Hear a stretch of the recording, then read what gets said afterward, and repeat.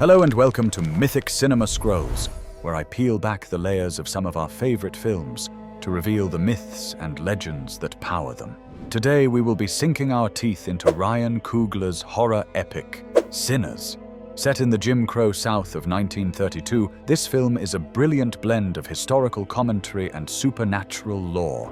For those who don't know, the Jim Crow era refers to a period in American history, roughly from the 1870s to the 1960s, when laws institutionalized racial segregation and discrimination against Black Americans.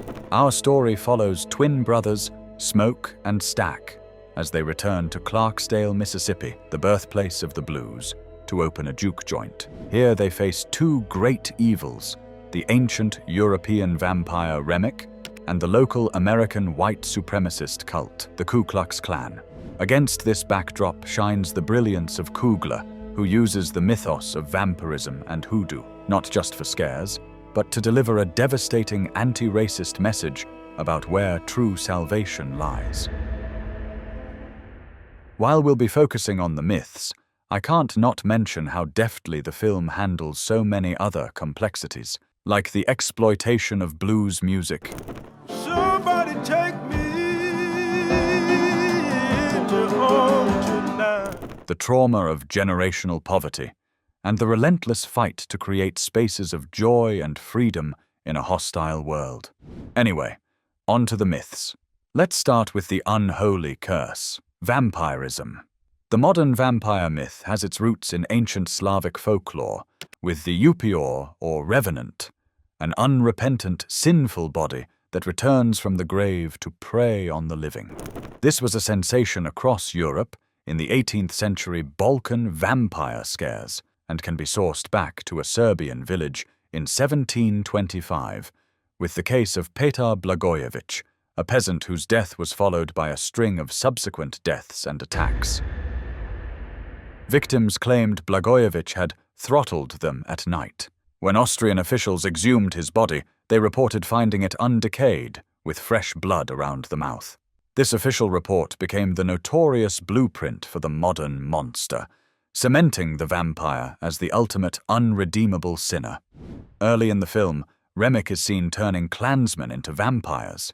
With this, Coogler masterfully merges the two evils, suggesting that the violent, racist ideology of the KKK is indistinguishable from a supernatural evil. Coogler's vampires are not sexy. They are the monstrous embodiment of an immortal, all-consuming evil. We may see this as a curse, but Remick sees this as dark salvation. And herein lies the subtle genius of the film. We were led to believe that the soullessness of vampires was alluding to the evil of the clan, but all this while, it was being offered as a dark, dreadful alternative. Remick promises eternal life and escape from the horrors of the Jim Crow South, selling power at the cost of the soul.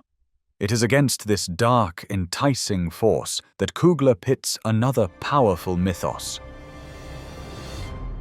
HooDoo, or root work, a spiritual folk practice developed by enslaved Africans in the American South. This is distinct from voodoo, a formal religion evolved out of Haiti.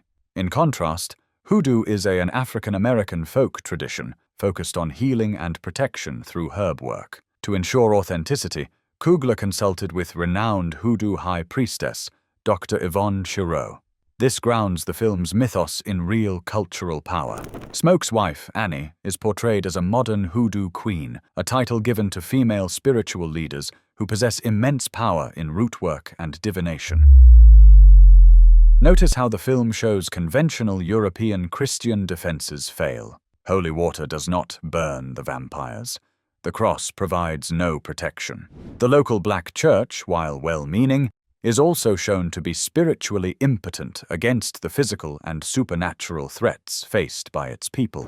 The power of Annie's hoodoo is the only thing that works. The film argues that the power to defeat immortal evil, whether it's a vampire curse or a white supremacist cult, lies in the enduring, self-preserving ancestral wisdom of a marginalized community. The messaging is clear. Coogler is telling us that a people's power to fight evil lies not in assimilating with its foreign oppressors and gods, but in the spiritual strength and wisdom preserved in their own ancestral roots.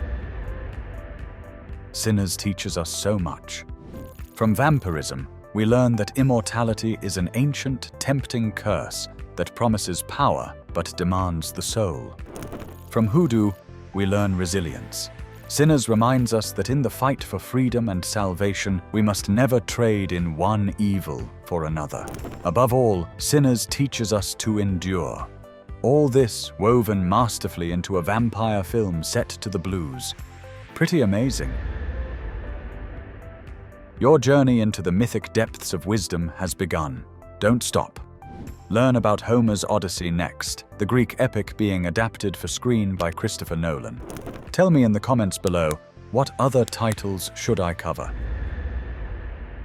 Until next time, goodbye, and stay mythmerized.